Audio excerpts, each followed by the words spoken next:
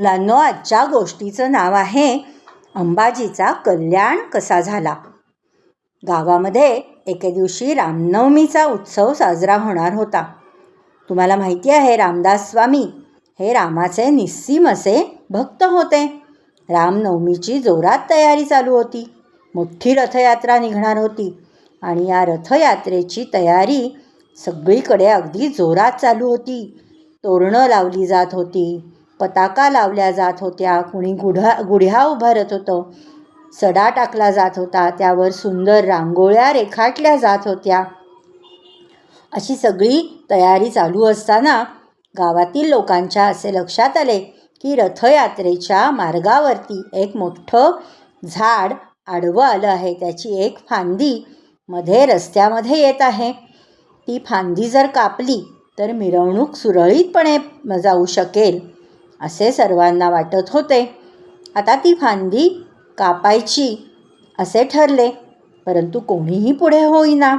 कारण त्या फांदीच्या बरोबर खाली खूप मोठी विहीर होती. त्यामुळे सगळेच जण धास्तावले होते. स्वामींनी अंबाजीला बोलावले आणि ते म्हणाले, बाबा अंबाजी, ती आडवी येणारी फांदी तेवढी तू कापून टाक.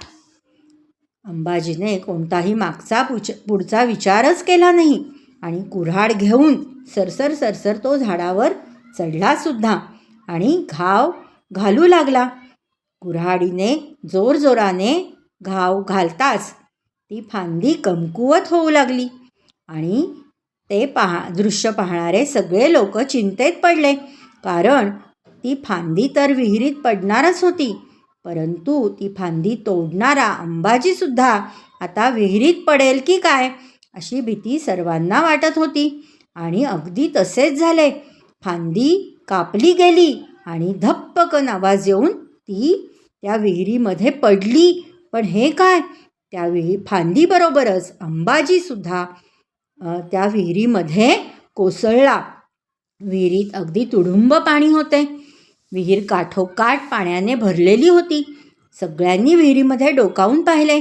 अंबाजीचा कुठे पत्ता दिसेना. एक शिष्य पळत पळत मठामध्ये ही बातमी देण्यासाठी गेला आणि तो स्वामींना म्हणाला, स्वामी, आपला अंबाजी गेला, अहो विहिरीत पडला. स्वामी घाबरले आणि तेही धावत पळत त्या विहिरीपाशी आले.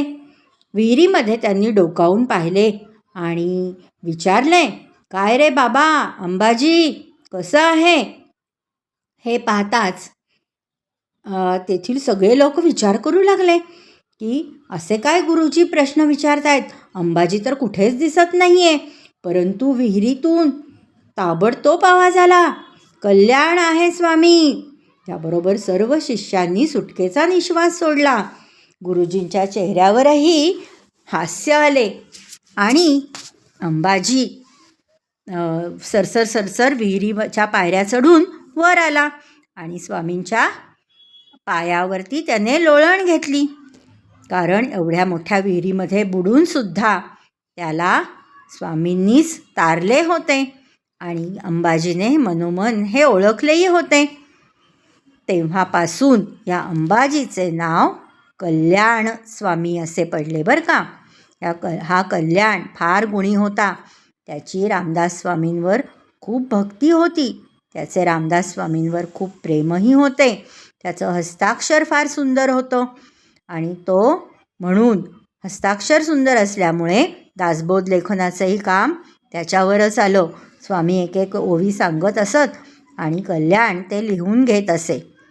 त्यामुळे स्वामींचा खूप सहवास या कल्याणाला लाभला.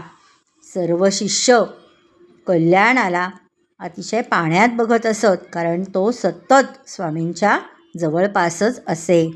असा हा अंबाजी, त्या दिवसापासून त्याचे अंबाजी हे नाव जाऊन त्याला सर्वजण कल्याण म्हणू लागले.